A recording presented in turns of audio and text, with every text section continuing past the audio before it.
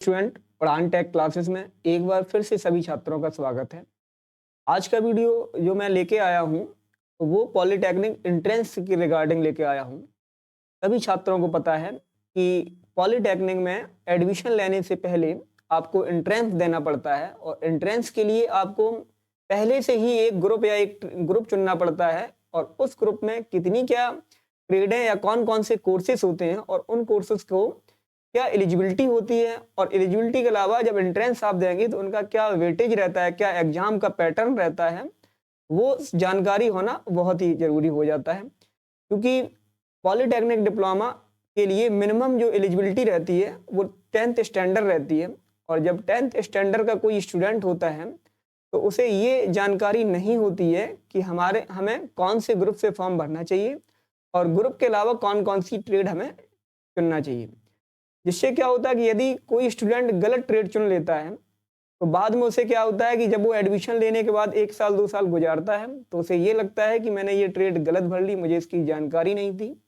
तो आप इस वीडियो को जरूर ध्यान से देखें जिसमें आपको पूरी जानकारी ट्रेड वाइज और ग्रुप वाइज और एलिजिबिलिटी के आधार पर आपको जानकारी दी जाएगी।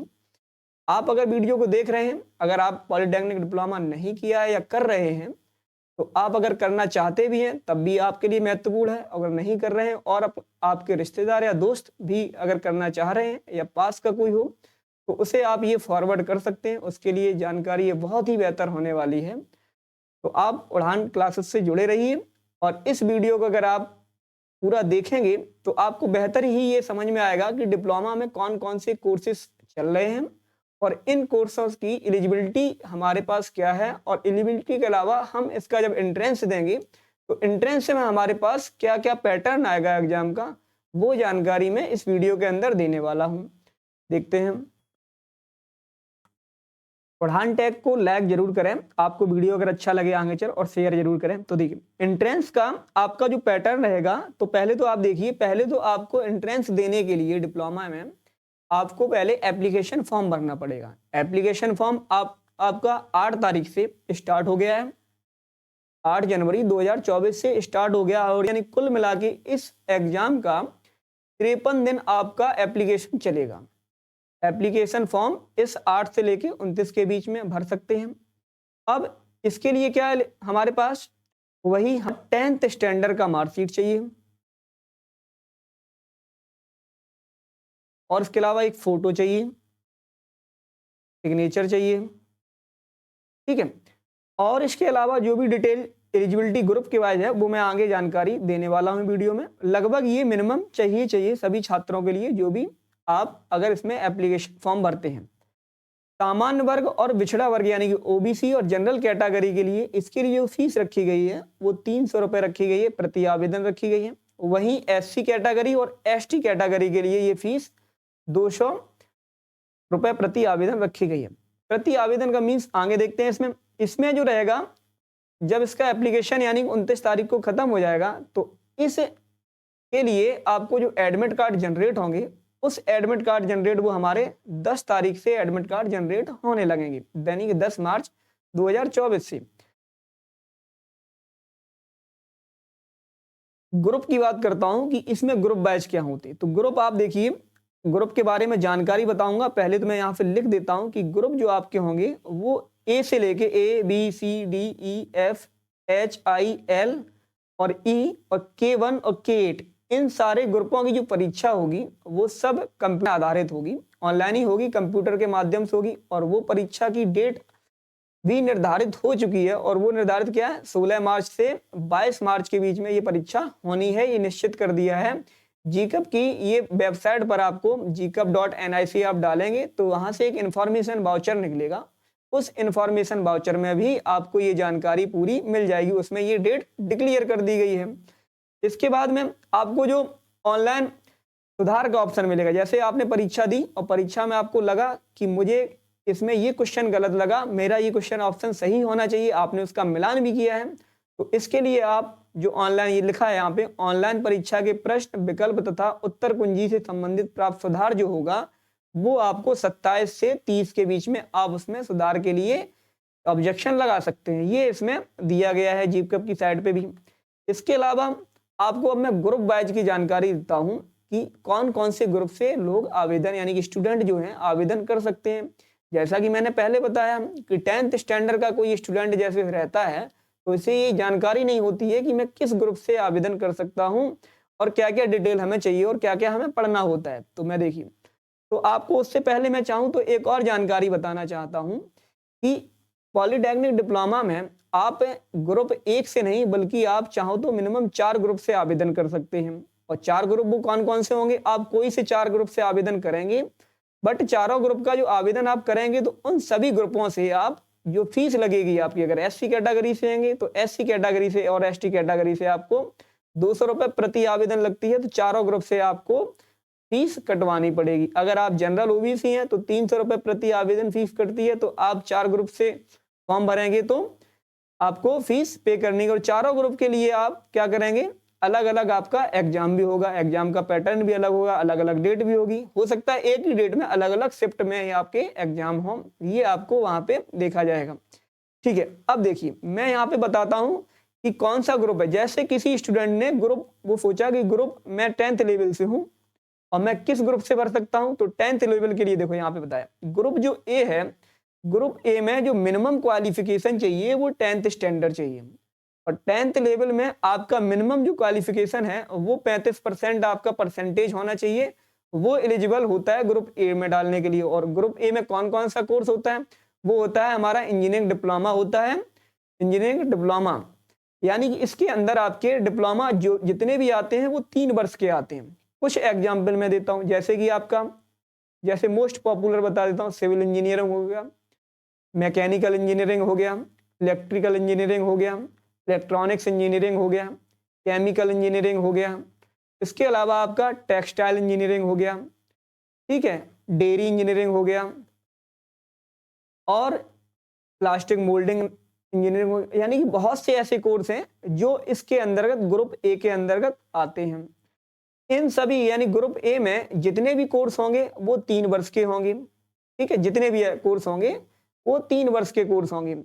अब मैकेनिकल में भी कई ब्रांचें हो जाती हैं, ऑटोमोबाइल प्रोडक्शन, मेंटेनेंस, आरएसी, ठीक है, सिविल में भी कई ब्रांचें हो जाती हैं, इसी प्रकार इलेक्ट्रिकल में कई ब्रांचें हो जाती हैं। तो इस प्रकार से एक बहुत बड़ी लिस्ट मिल जाती है, तो वो आप जीकअप की मेन साइट पे जाके इंफॉर्मेशन वाउचर में आप पूरी डाउनलोड करके देख सकते हैं। अब इसके लिए जब आप एंट्रेंस देंगे ग्रुप ए के लिए, तो ग्रुप ए के लिए जब एंट्रेंस आप देंगे तो आप एंट्रेंस में क्या क्या एग्जाम में आएगा वो देखेंगे। मैंने जैसे आपको बताया कि इसका जो मिनिमम क्वालिफिकेशन रहेगा वो आपका 10th स्टैंडर्ड रहेगा। तो अब जब 10th स्टैंडर्ड इसका मिनिमम क्वालिफिकेशन रहेगा तो इसका जो एग्जाम भी आएगा वो 10th लेवल से ही आएगा। तो 10th लेवल्स में जो आपका मैथमेटिक्स जो आप 10th में पढ़ेंगे उसका आपको जो आप 50% यानी कि मार्क यानी कि आपके 100 क्वेश्चन आएंगे। ये आपको मैं थोड़ी जानकारी बता दूं कि एंट्रेंस में आपको क्या कि आपको टोटल जो क्वेश्चन है वो 100 पूछे जाएंगे, ठीक है। प्रत्येक क्वेश्चन जो होगा आपका 4 मार्क का होगा, माइनस मार्किंग आपकी होगी नहीं, यानी कि टोटल जो आपका पूर्णांक रहेगा वो 400 नंबर का रहेगा, ठीक है। इसके अलावा आपको यानी कि आपके 100 क्वेश्चन आएंगे, एक क्वेश्चन 4 नंबर का होगा, 400 मार्क आपके टोटल पूर्णांक होगा। अब आपको जो क्वालिफाई मार्क बोला जाएगा कि आप कितने में क्वालिफाई रहेंगे, तो आप अगर आपका मिनिमम 1 नंबर भी आएगा तब भी आप क्वालिफाई माने जाए। इसके अलावा ये तो ग्रुप ए की बात होगी। ग्रुप ए में मैंने सभी छात्रों को बताया है कि आपको आएगा क्या क्या। आप 10th लेवल का जो मैथ पढ़ेंगे उसमें से आपको 50 क्वेश्चन 10th मैथ के मिलेंगे और 25 क्वेश्चन आपको फिजिक्स के मिलेंगे, 25 क्वेश्चन आपको केमिस्ट्री के मिलेंगे, ठीक है। ग्रुप बी की बात करता हूं। अब ग्रुप बी के लिए क्या है, इसे बोलते हैं एग्रीकल्चर इंजीनियरिंग। इसमें भी जो डिप्लोमा की ड्यूरेशन होगी यानी कि जो समय होगा, अवधि होगी, वो 3 वर्ष की होगी। और इसके लिए क्या चाहिए, इसके लिए क्या चाहिए 10th with agriculture of 35% mark, यानी कि 10th में एग्रीकल्चर सब्जेक्ट होना चाहिए, उसमें 35% मार्क भी होने चाहिए। या आपका अगर 10th में नहीं है तो 12th जो होना चाहिए वो एग्रीकल्चर के सब्जेक्ट से होना चाहिए। ऐसा कि ग्रुप बी में जो स्टूडेंट 12th से एग्रीकल्चर कर लेते हैं या 10th से भी एग्रीकल्चर कर लेते हैं तो वो ये ग्रुप बी ज्वाइन कर सकते हैं, ग्रुप बी आप उसमें डाल सकते हैं। और इसके लिए पेपर क्या रहेगा, पेपर आपका मैथमेटिक्स रहेगा, यानी कौन सा रहेगा 10th लेवल का। इसके अलावा हम फिजिक्स रहेगी, केमिस्ट्री रहेगी, इसके भी क्वेश्चन फिजिक्स, केमिस्ट्री और एग्रीकल्चर, इन सभी के क्वेश्चन भी आपको 50 क्वेश्चन आपको फिजिक्स, केमिस्ट्री, एग्रीकल्चर तीनों को मिला के मिलेंगे और 50 क्वेश्चन अकेले ही आपको मैथमेटिक्स के ही मिलेंगे। ये बात लगभग सभी छात्रों को ग्रुप ए और ग्रुप बी के बारे में क्लियर हो गई होगी। अगर क्लियर हो गई होगी तो आप जरूर लाइक कर लें, ठीक है। अब देखिए ग्रुप सी कौन से स्टूडेंट भर सकते हैं। ग्रुप सी में क्या रहता है कि जो कोर्स रहता है वो फैशन डिजाइनिंग, होम साइंस और fashion textile engineering and design and engineering, ये कोर्स रहते हैं। और इसमें क्या यानी एक कोर्स आपका 3 वर्ष का है। इस कोर्स की भी अगर आपको डिटेल चाहिए तो आप मुझे कमेंट करके बता सकते हैं, तो मैं आपको वो पीडीएफ शेयर कर दूंगा कि कौन सा कोर्स इसमें आपका 3 वर्ष का है, कौन सा कोर्स आपको 2 वर्ष का है। इसके लिए देखो क्या है, इसके लिए भी मिनिमम जो एलिजिबिलिटी है वो 10th पास होनी चाहिए और वो भी 35% मार्क से पास होनी चाहिए। अब इसके एंट्रेंस में आएगा क्या, एंट्रेंस में आपका इंग्लिश और हिंदी के आपको 20 क्वेश्चन आएंगी, ठीक है।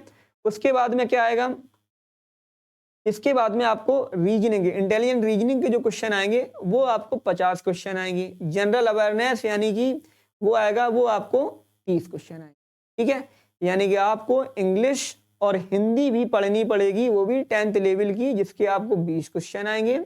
रीजनिंग के आपके 50 क्वेश्चन आएंगे और आपको जीएस के आपको जनरल अवेयरनेस के 30 क्वेश्चन आएंगे, ठीक है। अब देखो फिर आता है ग्रुप डी, और ग्रुप डी में आपको देखो ग्रुप डी को मैंने 2 भागों में डिवाइड किया है, एक ये फर्स्ट और एक ये सेकंड। देखो पहले फर्स्ट भाग की बात करता हूं, ये क्या है कि मॉडर्न ऑफिस मैनेजमेंट और सेक्रेटरी प्रैक्टिस। इस कोर्स की जो ड्यूरेशन रहती है वो ड्यूरेशन 2 वर्ष की होती है। इसके लिए एलिजिबिलिटी 12th पास चाहिए और सब्जेक्ट आपका मोस्टली जो हो हिंदी इंग्लिश जरूर ही 10th और 12th में दोनों में हो, हिंदी और इंग्लिश। वही सेकंड इसमें ग्रुप आता है, यानी कि जिसे मैं कह सकता हूं D1 और D2, ये 2 भागों में डिवाइड हुआ है। इसमें क्या है, लाइब्रेरी इंफॉर्मेशन साइंस, इस जो ग्रुप में ही डी में ही लाइब्रेरी इंफॉर्मेशन साइंस आता है। ये भी कोर्स 2 इयर्स का होता है और इसके लिए जो एलिजिबिलिटी है वो 10th यानी 12th पास होनी चाहिए, इसके लिए रखा गया है। अब इसका एग्जाम में आएगा क्या क्या, वो देखिए एग्जाम में आपको इंग्लिश आएगा, हिंदी आएगा, उसके कितने क्वेश्चन आएंगे आपको 30 क्वेश्चन आएंगे। इसके अलावा आपको रीजनिंग आएगी, रीजनिंग कितने आएंगे, इसके 35 क्वेश्चन आएंगे। और क्या आ जाएगा, फिर यहाँ पे न्यूमेरिकल एबिलिटी आएगी, वो कितने आएंगे 10 क्वेश्चन आएंगे। जनरल अवेयरनेस आएगा, उसके कितने क्वेश्चन आएंगे 25 क्वेश्चन आएंगे। यानी कुल मिला के आपको जो टोटल क्वेश्चन यहाँ से मिलेंगे वो आपको 100 क्वेश्चन आएंगे। उम्मीद है ठीक है क्लियर हो गया होगा आप सभी छात्रों को ये यहाँ पे कि ग्रुप डी में हमारे पास एलिजिबिलिटी क्या है, ठीक है। अब आपको पास क्या ग्रुप ई आता है, और ग्रुप ई को भी 2 भागों में बांटा गया है। और ग्रुप ई में पहले तो ये E1 है और ये डिप्लोमा इन फार्मेसी, जिसे हम सभी छात्र डी फार्मा कहते हैं, तो वो भी पॉलिटेक्निक डिप्लोमा के ही अंतर्गत आता है। जो भी स्टूडेंट डी फार्मा में ही आपको फॉर्म आवेदन करना पड़ता है, फिर वो चाहे गवर्नमेंट करें चाहे वो प्राइवेट करें, आपको डी फार्मा का ही फॉर्म भरना पड़ता। अब इसके लिए देखिए, जैसे कि कोई फार्मेसी लाइन में जाता है तो स्टूडेंट कहते हैं कि अरे मैंने तो सर मैथमेटिक्स से किया है, तो मैथ से किया है तो मैं डी फार्मेसी लाइन में जा नहीं पाऊंगा, यानी कि 12th आपने मैथमेटिक्स से किया तो जा नहीं पाऊंगा। तो देखिए आप क्या करेंगे कि ऐसे स्टूडेंट जो डी फार्मा करना चाहते हैं तो वो आप ग्रुप करेंगे, ग्रुप ई यहाँ पे सेलेक्ट करेंगे। अगर वो ग्रुप ई सेलेक्ट करेंगे तो आप जब भी काउंसलिंग करवाएंगे तो चाहे वो आप पीसीबी का, मैंने आपको बताया कि E1 में छात्र जो रहेंगे वो बायोलॉजी वाले रहेंगे और E2 में रहेंगे वो आपके मैथ वाले रहेंगे। तो बायोलॉजी वाले छात्रों के लिए इनमें क्या रहेगा अंतर, इनमें ये रहेगा जैसे सर वो कहेंगे कि सर मैंने तो बायोलॉजी पढ़ा है, अब एंट्रेंस में क्या आएगा, एंट्रेंस में देखिए तो ऐसे छात्र जो बायोलॉजी से हैं 12th में, तो वो उसमें क्या एंट्रेंस में उसका फिजिक्स आएगा, केमिस्ट्री आएगा और बायोलॉजी आएगा, ठीक है। तो इसमें जो 25 क्वेश्चन रहेगा यहाँ पे, जो बायोलॉजी से ही आपने 12th किया है तो उनके लिए जो एंट्रेंस में रहेगा फिजिक्स और केमिस्ट्री के जो क्वेश्चन रहेंगे वो दोनों मिला के यानी कि 50 क्वेश्चन आने वाले हैं। फिजिक्स, यानी कि मैं कह सकता हूं कि 25 क्वेश्चन आपके फिजिक्स के आएंगे, 25 क्वेश्चन आपके केमिस्ट्री से आएंगे, और जो बायोलॉजी के होंगे वो बायोलॉजी के आपको 50 क्वेश्चन आपको दिए जाएंगे। ठीक है, तो इस कुल मिला के 100 क्वेश्चन आपको इस पोर्शन से आने वाले हैं अगर बायोलॉजी से। इसी में ही पेपर आएगा आपका मैथ वालों के लिए, और मैथ वालों के लिए यहाँ पे क्या चेंजमेंट होता है कि आपको फिजिक्स और केमिस्ट्री से तो आपके आएंगे 50 क्वेश्चन, इसके अलावा जिस व्यक्ति ने मैथ से कर रखा है 12th तो उसके मैथ के 50 क्वेश्चन आएंगे। और इसके लिए जो एलिजिबिलिटी चाहिए वो एलिजिबिलिटी चाहिए 12th पास, और जो कोर्स की ड्यूरेशन होगी वो 2 वर्ष की अवधि होगी, यानी कि डी फार्मा करने के लिए 2 वर्ष चाहिए होगा, और वो आप डी फार्मा करने के लिए ग्रुप सेलेक्ट करेंगे ई, और ई ग्रुप सेलेक्ट करने में जो छात्र बायोलॉजी से करें वो भी सेलेक्ट कर सकते हैं, और जो आप मैथमेटिक्स से हैं वो भी सेलेक्ट कर सकते हैं ऐसे ग्रुप को। ठीक है, तो आगे नेक्स्ट देखते हैं कौन सा ग्रुप है। नेक्स्ट ग्रुप में और इस एफ ग्रुप में क्या है, post graduate diploma in biotechnology tissue culture. इस कोर्स की ड्यूरेशन जो होगी वो 1 वर्ष होगी। पोस्ट ग्रेजुएट से समझ में आ गए होंगे कि इसमें जो एलिजिबिलिटी चाहिए छात्रों को वो बीएससी विथ बायोलॉजी केमिस्ट्री, या बायोलॉजी और केमिस्ट्री नहीं होता है तो बायोटेक्नोलॉजी से आपकी बीएससी होनी चाहिए इस कोर्स को करने के लिए। इसका एंट्रेंस में पेपर कैसे आएगा, एंट्रेंस में आपको केमिस्ट्री 50% होगी, जियोलॉजी 25% होगी, बॉटनी आपकी 25% का मीन्स ये कह सकता हूं कि बॉटनी के 25 क्वेश्चन होंगे, जियोलॉजी के 25 क्वेश्चन होंगे, और केमिस्ट्री के आपके 50 क्वेश्चन होंगे। ठीक है, सभी छात्रों को लगभग ये चीज क्लियर होगी। अब जी ग्रुप देखिए, अब जी ग्रुप भी क्या है, जी ग्रुप में जो है post graduate diploma in computer application. इस ग्रुप में बहुत सारे ऐसे कोर्सेस हैं, इस ग्रुप को मैं देखो आपको थोड़ा डिटेल में बताता हूं। तो पहले तो इस ग्रुप होना चाहिए वो कोई भी से भी एनी स्ट्रीम लिखा डिग्री हो। ठीक है, तो इसके लिए क्या, इसकी जो ड्यूरेशन होगी तो ड्यूरेशन 2 वर्ष और 1 वर्ष है। अब 2 वर्ष कौन कोर्सों के लिए होगी, तो यदि 2 वर्ष आपको जाननी है कि 2 वर्ष और 1 वर्ष के लिए कौन कौन से कोर्स हो, तो आप मुझे नीचे कमेंट बॉक्स में ग्रुप लिखें कि सर ग्रुप जी में कौन कौन से कोर्स आपके 2 वर्ष के हैं, कौन से कोर्स 1 वर्ष के हैं, तो मैं आपको इसका पीडीएफ भी एक प्रोवाइड करवा दूंगा कि कौन सा ग्रुप आपका 2 वर्ष का है, कौन सा ग्रुप आपका 1 वर्ष का है। तो इसमें देखो बहुत सारे कोर्स हैं, post graduate diploma in computer application, post graduate diploma science and machine learning और ड्रोन टेक्नोलॉजी। आप लोग सभी लोग अगर आप सोशल मीडिया पर रहते होंगे तो आपको जगह जगह आपको ये मिल जाता होगा कि डाटा साइंस क्या है, डाटा साइंस क्या है, तो वो देखिए वो डिप्लोमा स्तर पे भी आता है। और अगर आप फेसबुक के उसमें ऐड में आ जाएंगे तो आपको देखने को मिल जाएगा, एक आपको अच्छी खासी फीस वहाँ पे करनी पड़ती है। तो data science and machine learning के लिए भी ये कोर्स यहाँ पे एलिजिबल रहते हैं, तो उसके लिए आपको ग्रुप ये भरना पड़ेगा। अब इसके लिए एग्जाम में देखें, एग्जाम में क्या आएगा उसका पैटर्न देखें।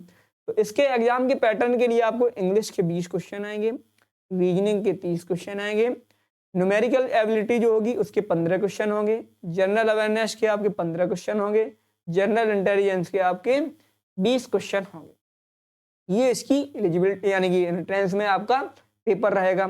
एलिजिबिलिटी में आप सभी छात्रों को बता चुका हूं कि ग्रेजुएशन होना चाहिए किसी भी स्ट्रीम में हो। ठीक है, नेक्स्ट देखते हैं कौन सा ग्रुप रहता है। नेक्स्ट ग्रुप आपका रहता है एच ग्रुप। इस एच ग्रुप में क्या, diploma in hotel management and catering technology, इसका भी डिप्लोमा होता है। ठीक है, तो इस डिप्लोमा के लिए ड्यूरेशन होती है वो 3 वर्ष का होता है, और इस ड्यूरेशन के साथ साथ इसमें जो एलिजिबिलिटी होती है वो आपको 12th पास होनी चाहिए, वो भी 35% मार्क के साथ। और इसके लिए आपको जो एग्जाम में पैटर्न आएगा वो आपको रीजनिंग एंड लॉजिकल डिस्कस में आपके 25 क्वेश्चन आएंगे, न्यूमेरिकल एबिलिटी में आपको 25 क्वेश्चन आएंगे, इंग्लिश में और आपको 25 क्वेश्चन आएंगे, और जनरल नॉलेज जो रहेगी आपकी उसके भी आपको 25 क्वेश्चन आपको पूछे जाएंगे। ये आपका होटल मैनेजमेंट के लिए जो कैटरिंग टेक्नोलॉजी होगा उसके लिए आप ग्रुप एच आप भर सकते हैं। ठीक है, फिर आता है नेक्स्ट आता है आपका आई ग्रुप, और आई ग्रुप देखेंगे आपको क्या कि आई ग्रुप में जो आपको भरना पड़ेगा वो आई ग्रुप में आपका क्या रहेगा, diploma in aircraft maintenance engineering, और इसके लिए कोर्स की जो ड्यूरेशन होती है वो 3 वर्ष की होती है।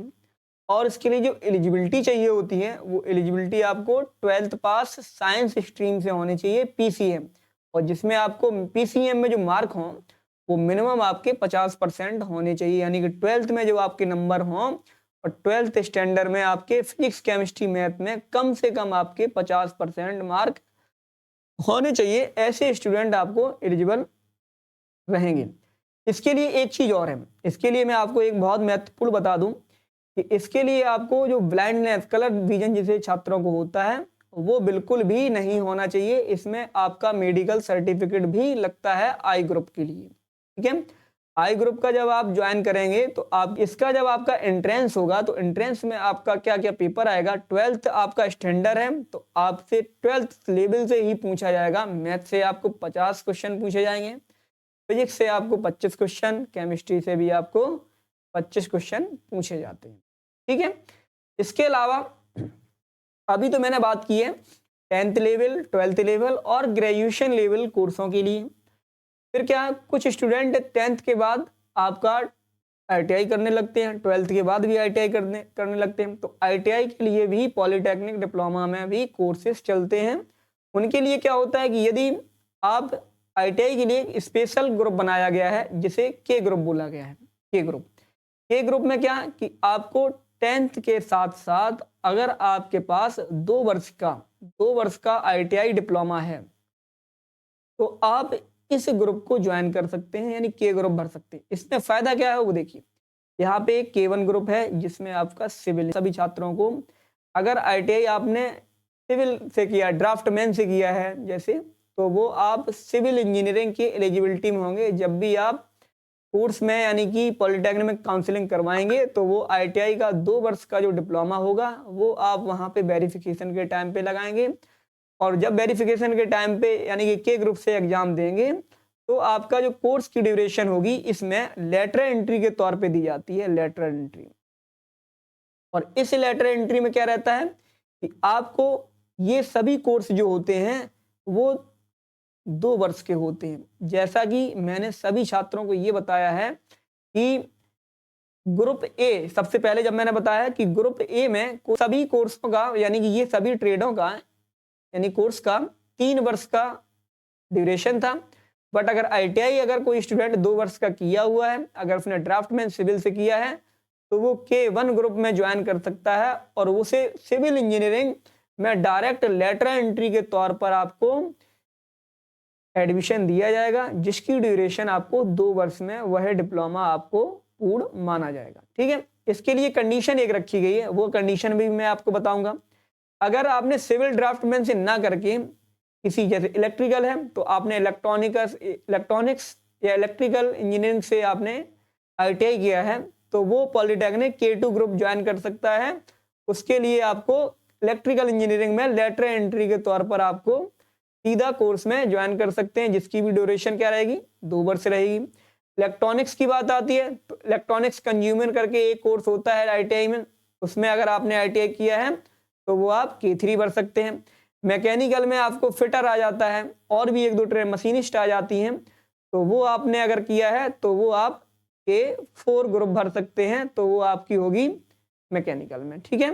इसके अलावा K5 ग्रुप आता है। K5 में क्या, इंफॉर्मेशन टेक्नोलॉजी, K6 में प्रिंटिंग टेक्नोलॉजी, और आपके पास K7 में आपका आ जाता, देखो K7 में fashion design and garment technology, apparel design and fashion technology, consumer design and garment technology और क्राफ्ट टेक्नोलॉजी, ये K7 ग्रुप में आ जाती हैं। K8 ग्रुप में टेक्सटाइल टेक्नोलॉजी और टेक्सटाइल इंजीनियरिंग आ जाती है। इन सभी कोर्सेज का जो ड्यूरेशन रहेगा वो 2 वर्ष का रहेगा, ठीक है। अब इनका जो एडमिशन दिया जाता है तो आप ये समझे देखेंगे कि यदि आपने आईटीआई 2 वर्ष का किया है और 2 वर्ष में कौन सी ट्रेड से किया है तो वो आप ये ट्रेड है आपको K1 से लेके K8 दी गई है, तो वो आप ग्रुप आप फिल कर सकते हैं। यदि इसकी पूरी जानकारी चाहिए कि कौन सा मैंने सर आईटीआई फिटर से किया है तो फिटर के लिए मैं बता दूंगा कि आपको K4 ग्रुप आपको भरना है। तो आपको मैकेनिकल में आपके जो कोर्स चलते हैं जैसे कि मैकेनिकल ऑटोमोबाइल चलता है, मैकेनिकल मेंटेनेंस चलता है, मैकेनिकल प्रोडक्शन चलता है, मैकेनिकल आरएसी चलता है, ये 4 कोर्सेज मैकेनिकल में चलते हैं डिप्लोमा स्तर में। तो इन चारों कोर्सों में आपको फिटर वाले स्टूडेंट ज्वाइन कर सकते हैं।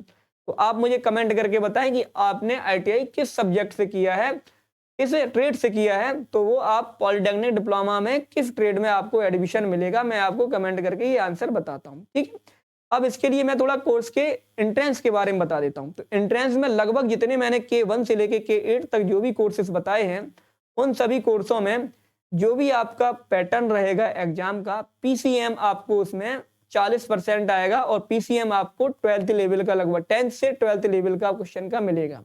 और इसके अलावा आपने जिस ट्रेड में आपने ITI किया होगा उसके आपको ट्रेड से 60% क्वेश्चन, यानी 60 क्वेश्चन आपको उससे देखने को मिल जाएंगे। ठीक है, ये आपका एग्जाम का पैटर्न होगा।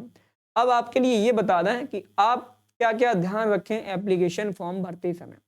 तो एप्लीकेशन फॉर्म भरते समय सबसे पहले आप सभी छात्र को बताना चाहूंगा कि आप अपने आधार कार्ड को, जैसे कि मार्कशीट में आपका नाम और पिताजी का नाम, आपका नाम मार्कशीट में आपका यानी कि कैंडिडेट स्टूडेंट का नाम और पिताजी का नाम पहले तो सेम है, वही सेम आपका आधार कार्ड में होना चाहिए, पहला पॉइंट।